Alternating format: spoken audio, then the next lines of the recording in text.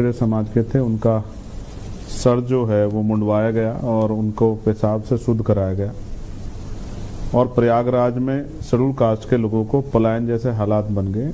बड़ी अलग अलग घटनाएं हैं, लेकिन सबके पीछे कारण एक ही है, क्योंकि किसी भी स्टेट में अगर कोई घटना होती है तो वो वहाँ की एजेंसियों का, वहाँ की पुलिस का, वहाँ की सरकार का फेलियर होता है, वहाँ की इंटेलिजेंस का, वहाँ की जो लोकल जो है इंटेलिजेंस है उसका फेलियर होता है। अगर कानून व्यवस्था अच्छी हो तो कोई अपराध नहीं हो सकता है। और हमने तो पिछले कुछ दिनों में आगरा में देखा किस तरह से एक सांसद के घर पे जाके जो है वो हमले हुए और किस तरह से पुलिस को बेबस देखा। तो बहुत कुछ चीजें देखी जा रही है। आप ये कह रहे हैं कि राजनीतिक कारण से, और मैं समझता हूँ जो लोग आज सत्ता में उनको लगता है सत्ता अस्थायी कभी जाएगी नहीं, तो जितना जुल्म आपको करना है या कराना है, जिस भी तरीके से कराना है तो वो कराइए, कोई आपके खिलाफ खड़ा होने वाला नहीं है, ऐसा मुझे उत्तर प्रदेश में लगता है। और जो विरोध है उसका कारण ये है कि जो कमजोर वर्ग है, बहुजन समाज के लोग, दलित, पिछड़े, मुसलमान, आदिवासी, उनके अंदर एक गुस्सा है, उनके अंदर जो है, क्योंकि अन्याय उनके साथ हो रहा है तो वो भी अपने मन में सोच रहे हैं कि इस अन्याय को हम लोग कब तक सहेंगे। तो वो अन्याय के खिलाफ जब भी अन्याय बढ़ेगा तो आप समझो पिछले लंबे समय से उत्तर प्रदेश में भाजपा की सरकार है, 8 साल के लगभग हो गए, तो उनके अंदर भी जो अन्याय लगातार हो रहा है, हाथरस की घटना का, उन्नाव का हो, कुशीनगर का हो, प्रयागराज का हो, प्रतापगढ़ का हो, जो अन्याय हो रहा है उसके खिलाफ भी अंदर अंदर एक आक्रोश पैदा हो रहा है। सरकार को दिख नहीं रहा। आप लंबे समय से सक्रिय हैं और क्योंकि मैं तो जमीन शेड्यूल्ड कास्ट कम्युनिटी के बीच काफी दिनों से सक्रिय हैं। आप मुझे कारण बता सकते हैं कि जो वर्ग कभी उत्तर प्रदेश का शासक रहा हो और 1-2 बार नहीं 4 बार, आखिर ऐसा क्या हो गया कि आज सिर्फ दलितों के वोट चाहिए, बाकी शासन प्रणाली में या राजनीतिक व्यवस्था में अब उनकी कोई बहुत से नहीं रह गई है? देखिए, इसके लिए मैं ये कहूंगा कि कोई भी समाज जो होता है ना, जैसे आप जानते हैं 22-22.5% उत्तर प्रदेश में 2011 की जनगणना के अनुसार शेड्यूल कास्ट के लोग हैं, शेड्यूल ट्राइब, शेड्यूल कास्ट के लोग। लेकिन आप ये समझिए अभी ये जनसंख्या जो है 22.5 नहीं 25 करोड़ हो चुकी है।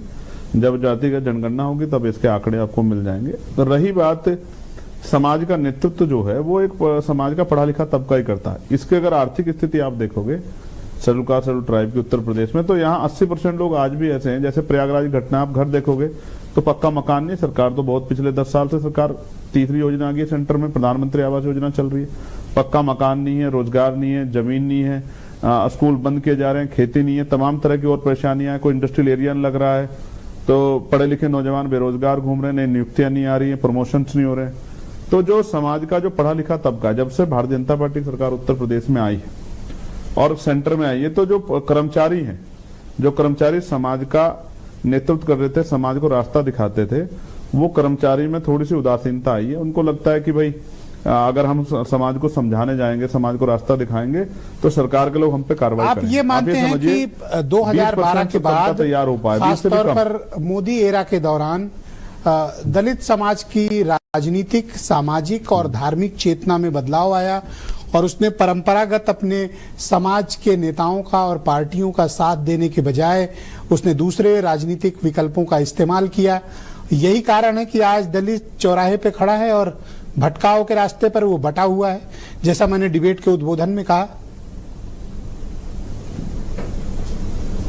नहीं, मैं स्पष्ट करूं आपको कि 80-85% तबका शेड्यूल कास्ट का, शेड्यूल ट्राइब का वो है जो सुबह उठता है, मेहनत मजदूरी करता है और दिन की कमाई से अपने घर को चलाता है।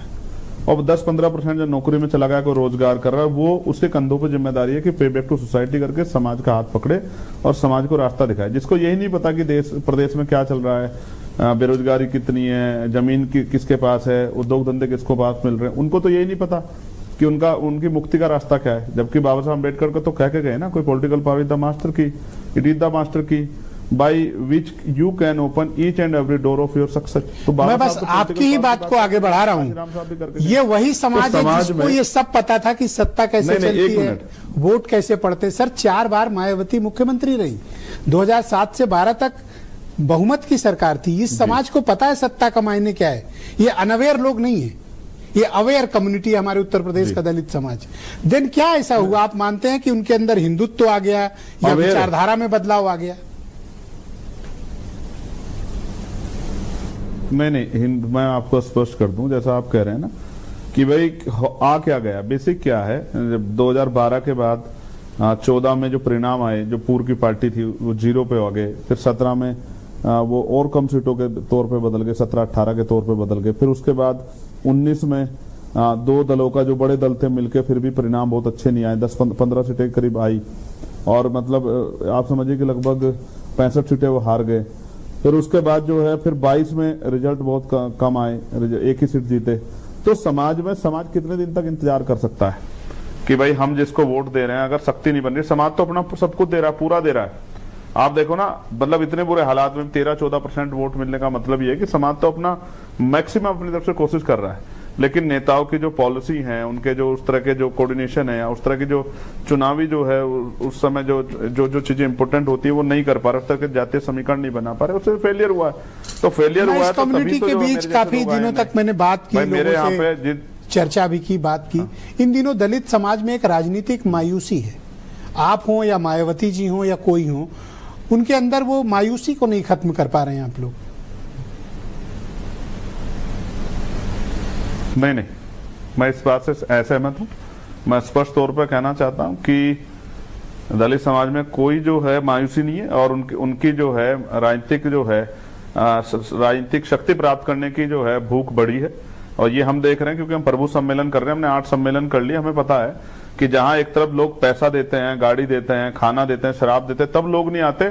यहाँ जो हम प्रभु सम्मेलन कर रहे हैं, जो बहुजन समाज के लोग, SC ST OBC और मुस्लिम समाज के लोग सम्मेलन कर रहे हैं, वहां सभा से कह के लोगों को रोका जा रहा है, कुछ लोग बाहर चले जाओ भाई, गर्मी बहुत है, नुकसान हो जाएगा, किसी को चोट लग जाएगी, किसी की तबियत खराब हो जाएगी। ऐसा नहीं है।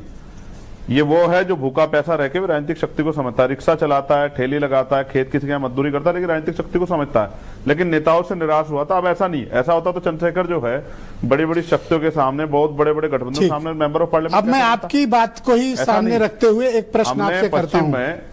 प्रयागराज की घटना पर, उपचुनाव में ब्रजेश भाई, हमने पश्चिम में प्रयागराज की घटना पर आपने देखा कि कान पकड़ के उनके वीडियो जारी किए गए, उनको गिरफ्तार करके जेल डाल दिया गया। आपका प्रयागराज की घटना पर स्टैंड क्या है? उपचुनाव जब हुआ है तो उसमें आजाद समाज पार्टी को काफी अच्छे परसेंटेज में वोट मिला है। प्लस अगर कुछ भी वोट हो जाता, जैसे कहीं मुस्लिम प्लस हो जाता या मुस्लिम बैकवर्ड प्लस हो जाता, तो परिणाम जो है वो आजाद समाज पार्टी के फेवर में आते।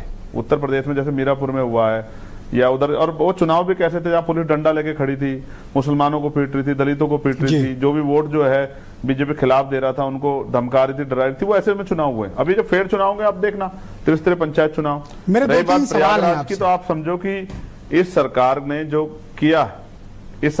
किया प्रयागराज में, आप ये देखो कि किस तरह से शेड्यूल कास्ट के लोगों के कान पकड़वाए गए।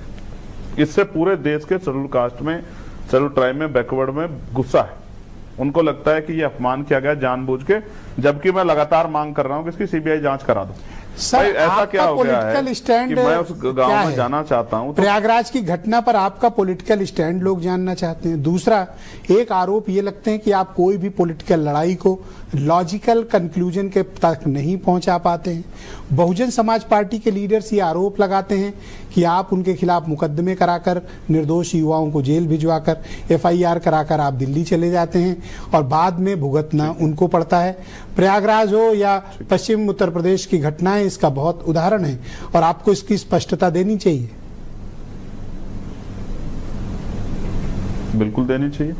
तो पहले एक एक करके पहले सवाल का जवाब आपका देते हैं। आपका पहला सवाल ये था, प्रयागराज की घटना पे आपका स्टैंड क्या है? मेरा स्टैंड ये है कि वहां जो हिंसा कराई गई है वो पुलिस, एडमिनिस्ट्रेशन, वहां के स्थानीय जो भूमाफिया हैं, जो वहां के सामंती हैं, उनके मिले जुले गठजोड़ से हुई है। इसलिए मैं उसकी सीबीआई जांच की मांग कर रहा हूँ।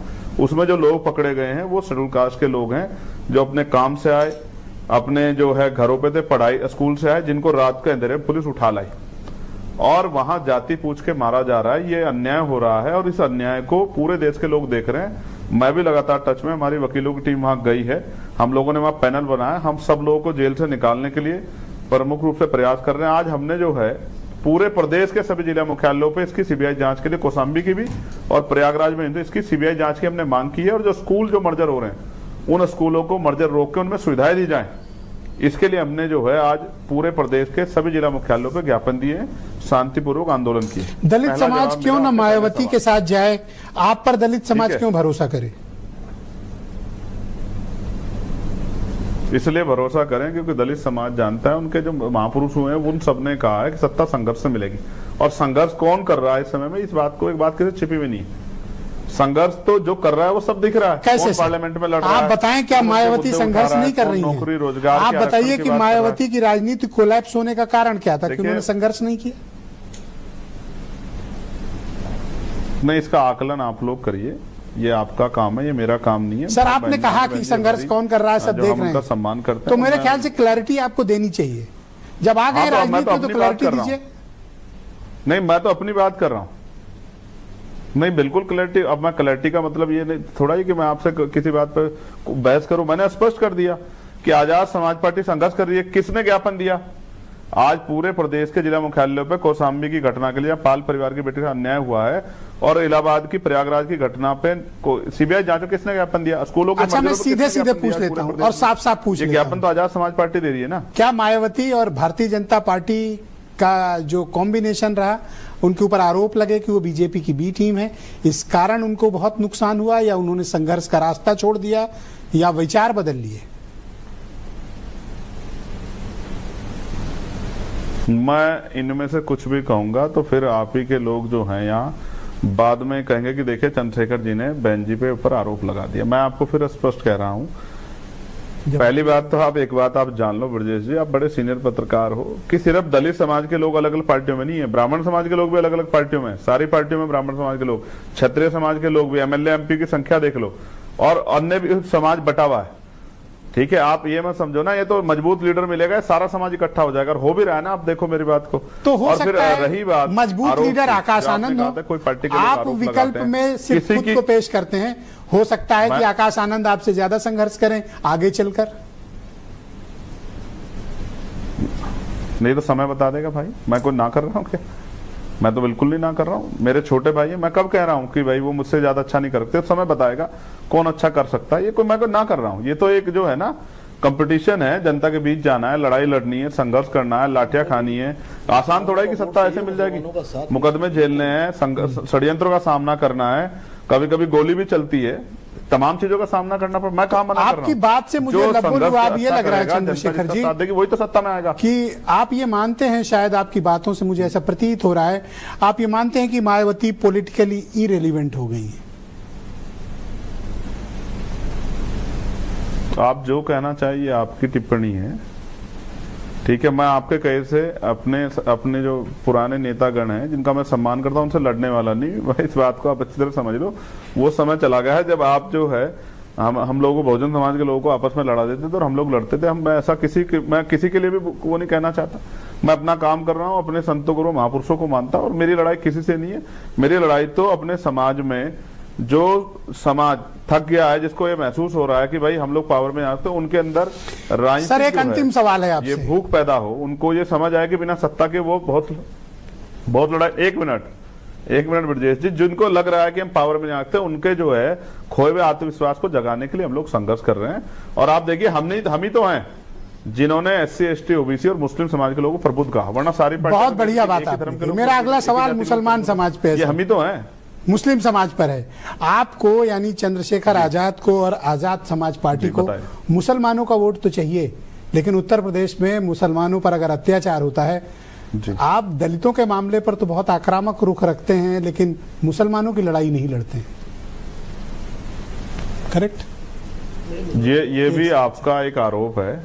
अभी अलीगढ़ में जब 4 जो है मुस्लिम भाइयों को जानवरों की तरह पीटा गया, उनकी गाड़ी को तोड़ दिया गया, उन पे जो है प्रतिबंधित मीट ले जाने का आरोप लगाया गया। मैं अकेला आदमी था जो उनके पास मिलने के लिए गया था, जिसने सरकार से और पुलिस से लोहा लिया, उनसे कहा कि आप इनके ऊपर झूठे मुकदमे कर रहे हो, और बाद में वो मीट भी प्रतिबंध नहीं पाएगा। मैं अकेला आदमी हूं जिसने धार्मिक जो है गैर बराबरी जो हो रही है, जैसे अभी ताजिए छोटे करो, ताजिए छोटे करो, नमाज सड़क पे मत पढ़ो, 1 इंच पैर हो जाएगा तो लाठी मार देंगे, और तमाम तरह से चाहे मॉब लिंचिंग हो रही हो, चाहे अन्याय हो रहा हो, चाहे उनकी धार्मिक आस्था को चोट पहुंचा रही, अकेला चंद्रशेखर ही है जो बोल रहा है। चंद्रशेखर जी छिपावा नहीं है उत्तर प्रदेश में नॉन मुस्लिमों के। मैं आपका बहुत आभार प्रकट करता हूं। मैं एक चीज जाने से पहले कहूंगा, दोस्तों वीडियो देखा, कैसा लगा आप लोगों को? दोस्तों वीडियो देख के आप लोग समझ गए होंगे कि गलती किसकी है, किसकी नहीं है, ये सब कर कौन रहा है, कौन करवा रहा है।